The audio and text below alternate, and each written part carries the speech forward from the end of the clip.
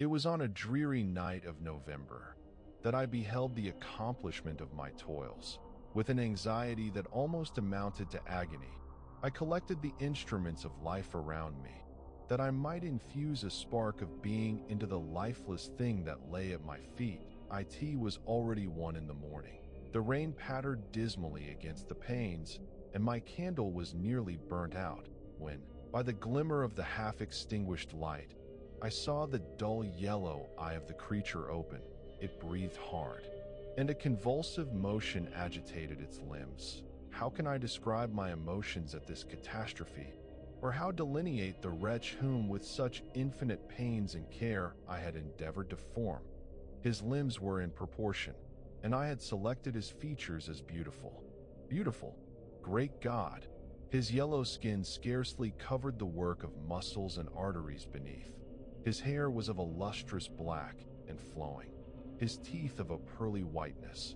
But these luxuriances only formed a more horrid contrast with his watery eyes, that seemed almost of the same color as the dun-white sockets in which they were set, his shriveled complexion, and straight black lips. The different accidents of life are not so changeable as the feelings of human nature. I had worked hard for nearly 2 years, for the sole purpose of infusing life into an inanimate body. For this I had deprived myself of rest and health. I had desired it with an ardor that far exceeded moderation. But now that I had finished, the beauty of the dream vanished, and breathless horror and disgust filled my heart. Unable to endure the aspect of the being I had created, I rushed out of the room and continued a long time traversing my bedchamber, unable to compose my mind to sleep. At length lassitude succeeded to the tumult I had before endured, and I threw myself on the bed in my clothes, endeavoring to seek a few moments of forgetfulness. But it was in vain. I slept, indeed, but I was disturbed by the wildest dreams. I thought I saw Elizabeth, in the bloom of health, walking in the streets of Ingolstadt. Delighted and surprised, I embraced her, but as I imprinted the first kiss on her lips, they became livid with the hue of death. Her features appeared to change, and I thought that I held the corpse of my dead mother in my arms. A shroud enveloped her form, and I saw the grave worms crawling in the folds of the flannel. I started from my sleep with horror. A cold dew covered my forehead, my teeth chattered, and every limb became convulsed. When, by the dim and yellow light of the moon, as it forced its way through the window shutters, I beheld the wretch, the miserable monster whom I had created. He held up the curtain of the bed, and his eyes, if eyes they may be called, were fixed on me. His jaws opened, and he muttered some inarticulate sounds, while a grin wrinkled his cheeks. He might have spoken, but I did not hear. One hand was stretched out, seemingly to detain me, but I escaped and rushed downstairs. I took refuge in the courtyard belonging to the house which I inhabited, where I remained during the rest of the night, walking up and down in the greatest agitation, listening attentively, catching and fearing each sound as if it were to announce the approach of the demoniacal corpse to which I had so miserably given life. Oh, no mortal could support the horror of that countenance. A mummy again endued with animation could not be so hideous as that wretch. I had gazed on him while unfinished.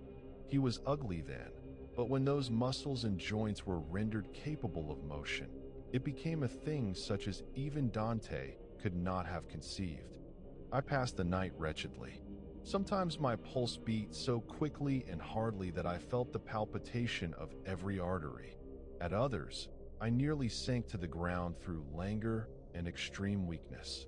Mingled with this horror, I felt the bitterness of disappointment. Dreams that had been my food and pleasant rest for so long a space were now become a hell to me. And the change was so rapid, the overthrow so complete. Morning, dismal and wet, at length dawned and discovered to my sleepless and aching eyes the church of Ingolstadt, its white steeple and clock, which indicated the 6th hour. The porter opened the gates of the court, which had that night been my asylum, and I issued into the streets, pacing them with quick steps, as if I sought to avoid the wretch whom I feared every turning of the street would present to my view. I did not dare return to the apartment which I inhabited, but felt impelled to hurry on, although drenched by the rain which poured from a black and comfortless sky. I continued walking in this manner for some time, endeavoring by bodily exercise to ease the load that weighed upon my mind. My heart palpitated in the sickness of fear, and I hurried on with irregular steps, not daring to look about me. Continuing thus, I came at length opposite to the inn at which the various diligences and carriages usually stopped. Here I paused. I knew not why, but I remained some minutes with my eyes fixed on a coach that was coming towards me from the other end of the street. As it drew nearer, I observed that it was the Swiss diligence. It stopped just where I was standing, and on the door being opened, I perceived Henry Clerval, who, on seeing me, instantly sprung out. "My dear Frankenstein," exclaimed he, "how glad I am to see you! How fortunate that you should be here at the very moment of my alighting." Nothing could equal my delight on seeing Clerval. His presence brought back to my thoughts my father, Elizabeth, and all those scenes of home so dear to my recollection. I grasped his hand, and in a moment forgot my horror and misfortune.